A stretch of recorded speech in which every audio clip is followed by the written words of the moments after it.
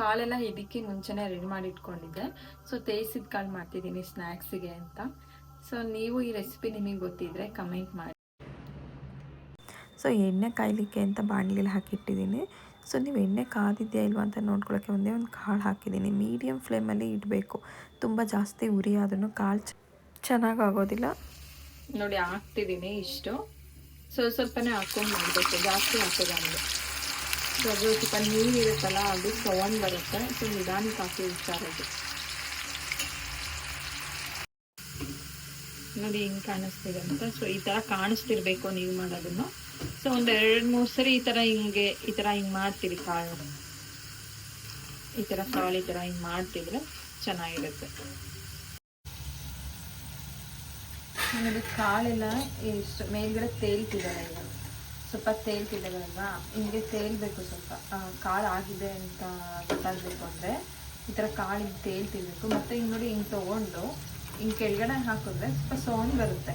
ಆ ಥರ ಸೌಂಡ್ ಬರಬೇಕು. ಇದು ಇನ್ನೂ ಸ್ವಲ್ಪ ಆಗಬೇಕು ನಮಗೆ. ತೇಲುತ್ತೆ, ಬಟ್ ಇನ್ನೂ ಕ್ಲಿಯರಾಗಿ ತೇಲುತ್ತೆ. ಮತ್ತು ಹಿಂಗೆ ತೆಗೆದು ಈ ಥರ ಹಾಕ್ತಿದ್ರೆ ಸೌಂಡ್ ಬರುತ್ತೆ. ಸ್ವಲ್ಪ ಇನ್ನೂ ಬರ್ತಿಲ್ಲ, ಅದು ಇನ್ನೂ ಸ್ವಲ್ಪ ಆಗಬೇಕು. ನೋಡಿ ನೋಡಿ ಕಾಳು ಆಗಿದೆ. ಸ್ವಲ್ಪ ಕಲರ್ ಕೂಡ ಚೇಂಜ್ ಆಗಿದೆ. ನೋಡಿ ಕಲರ್ ಕೂಡ ಚೇಂಜ್ ಆಗಿದೆ ಸ್ವಲ್ಪ. ಸೊ ಕಾಳು ಆಗಿದೆ, ಪೂರ್ತಿ ತೇಲ್ತಿದೆ. ನೋಡಿ ಹಿಂಗೆ ಹಾಕಿದ್ರೆ ಸೌಂಡ್ ಬರ್ತಿದೆ ಸ್ವಲ್ಪ. ಈಗ ತೆಗೆದ್ಬಿಡಿ ಸಾಕು. ನೋಡಿ ಇದು 2ನೇ ಟ್ರಿಪ್ ಹಾಕಿರೋದು. ಸೊ ಇದು ಕೂಡ ಅಂತ ಸೌಂಡ್ ಬರ್ತಿದೆ, ಸ್ವಲ್ಪ ತೇಲ್ತಿದೆ. ಪೂರ್ತಿ ಕಾಳಾಗಿದೆ ಅಂತಂದರೆ ತೇಲುತ್ತೆ, ಮತ್ತು ಅದು ಸೌಂಡ್ ಬರ್ತಿದೆ ಸ್ವಲ್ಪ ಕಮ್ಮಿ ಆಗುತ್ತೆ. ನೋಡಿ ಹಿಂಗೆ ತೆಗೆದು ಹಾಕ್ತಿದ್ರೆ ಸ್ವಲ್ಪ ಸೌಂಡ್ ಬರಬೇಕು. ಮತ್ತು ಇನ್ನೂ ಸೌಂಡ್ ಬೇರೆ ಬರ್ತಿದೆ ಇಲ್ಲಿ. ಸೊ ಇನ್ನೂ ಸ್ವಲ್ಪ ಹೊತ್ತು ಆಗಬೇಕು. ಇನ್ನೊಂದು ನಿಮಿಷ ಆದರೆ ಕಾಳಾಗುತ್ತೆ. ಮತ್ತು ಕಲರು ಕೂಡ ಚೇಂಜ್ ಆಗುತ್ತೆ ಸ್ವಲ್ಪ. ಈ ಕಾಳನ್ನ ಕೆಲವರು 1 ಇಯರ್ವರೆಗೂ ಯೂಸ್ ಮಾಡ್ತಾರೆ, 1 ಇಯರ್ವರೆಗೂ ಇಟ್ಕೊಂಡಿರ್ತಾರೆ, ಏನೂ ಆಗಲ್ಲ. ಬಟ್ ಟೇಸ್ಟ್ ಸ್ವಲ್ಪ ಫ್ರೆಶ್ ಅನ್ಸಲ್ಲ ಅದು. ನೋಡಿ ಅದೇ ಎಣ್ಣೆಯಲ್ಲಿ ಕಾಳೆಲ್ಲ ತೇಲಿಸ್ಕೊಂಡ್ಮೇಲೆ ಸ್ವಲ್ಪ ಕಡಲೆ ಬೀಜ ಹಾಕ್ತಿದ್ದೀನಿ. ಸೊ ಕಡಲೆ ಬೀಜನ ನಿಮಗೆ ಎಷ್ಟು ಇಷ್ಟಪಡೋದಾದ್ರೆ ಸ್ವಲ್ಪ ಜಾಸ್ತಿನೇ ಹಾಕ್ಕೊಳ್ಳಿ. ಕೆಲವರು ಇಷ್ಟಪಡಲ್ಲ. ಸೊ ಕಡಲೆ ಬೀಜನ ಸ್ವಲ್ಪ ಕಮ್ಮಿನೇ ಹಾಕ್ಕೊಳ್ಳಿ. ನಿಮ್ಗೆ ಎಷ್ಟು ಬೇಕಾಗುತ್ತೋ ಅಷ್ಟು ನೋಡಿಕೊಂಡು ಕಡಲೆ ಬೀಜ ಹಾಕಿ. ನೋಡಿ ಕಡಲೆ ಬೀಜ ಹಾಕ್ತೀನಿ.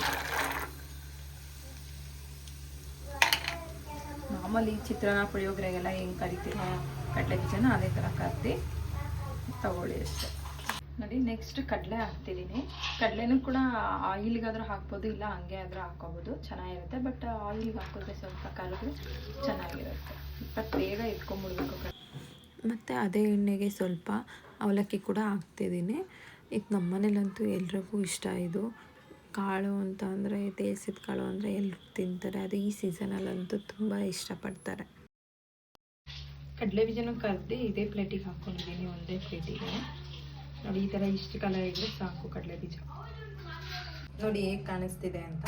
ಸೊ ಎಲ್ಲನೂ ಒಂದಕ್ಕೆ ಹಾಕ್ಕೊಂಡಿದ್ದೀನಿ. ಇದಕ್ಕೆ ಉಪ್ಪು ಮತ್ತು ಖಾರ ಸ್ವಲ್ಪ ಮಿಕ್ಸ್ ಮಾಡಬೇಕು. ಸ್ವಲ್ಪ ತಣ್ಣಗಾಗಲಿ ಅಂತ ಬಿಟ್ಟಿದ್ದೀನಿ ಅಷ್ಟೇ.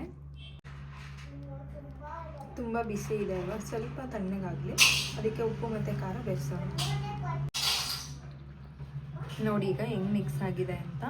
ಸೊ ಇಷ್ಟಾದರೆ ಸಾಕು, ಚೆನ್ನಾಗಿರುತ್ತೆ. ಲಂಚ್ ಬಾಕ್ಸಿಗೆ ಮಕ್ಕಳಿಗೆ ಸ್ನ್ಯಾಕ್ಸಿಗೆ ಹಾಕಿ ಕಳಿಸ್ಬೋದು. ಮತ್ತು ನಮಗೂ ಕೂಡ ಟೀ ಜೊತೆ ಸಂಜೆ ಹೊತ್ತು ತಿನ್ನೋಕ್ಕೂ ಚೆನ್ನಾಗಿರುತ್ತೆ. ಇದು ಅವರೆಕಾಯಿ ಸೀಸನಲ್ಲೇ ಸರಿ ತಿನ್ನೋದಕ್ಕೆ ಚೆನ್ನಾಗಿರುತ್ತೆ, ಫ್ರೆಶ್ ಆಗಿ ಸಿಗುತ್ತೆ ಕಾಳು. ಅದೇ ನಾವು ಇನ್ನೂ 1 ಇಯರ್ ಕೂಡ ಇಟ್ಕೊಂಡು ಮಾಡ್ಬೋದು, ತಿನ್ಬೋದು. ಬಟ್ ಟೇಸ್ಟ್ ನಮ್ಮ ಮನೇಲಂತೂ ಅವರೆಕಾಯಿ ಸೀಸನಲ್ಲಿ ಅಂತಂದರೆ ಈ ಕಾಳಂತೂ ಸ್ಟಾಕ್ ಇದ್ದೇ ಇರುತ್ತೆ ಯಾವಾಗಲೂ. ಸ್ನ್ಯಾಕ್ಸಿಗೆ ಟೀ ಜೊತೆ ಎಲ್ಲ ಚೆನ್ನಾಗಿರುತ್ತೆ. ಏನು ಮಾಡ್ತಿದ್ಯಾ ನೀನು? ಏನು ಮಾಡ್ತಿದ್ದೆ? ಆಟ ಆಡ್ತಿದ್ದ? ಸರಿ, ನಾನು ನಿನ್ಗೇನೋ ಕೊಡ್ತೀನಿ, ತಿನ್ಬಿಟ್ಟು ಟೇಸ್ಟ್ ಹೆಂಗಿದೆ ಅಂತ ಹೇಳ್ತೀಯಾ? ಲೈಕ್ ಮಾಡಿ, ಶೇರ್ ಮಾಡಿ, ಕ್ಲಿಕ್ ಮಾಡಿ, ಬಟ್ ಮಾಡಿ.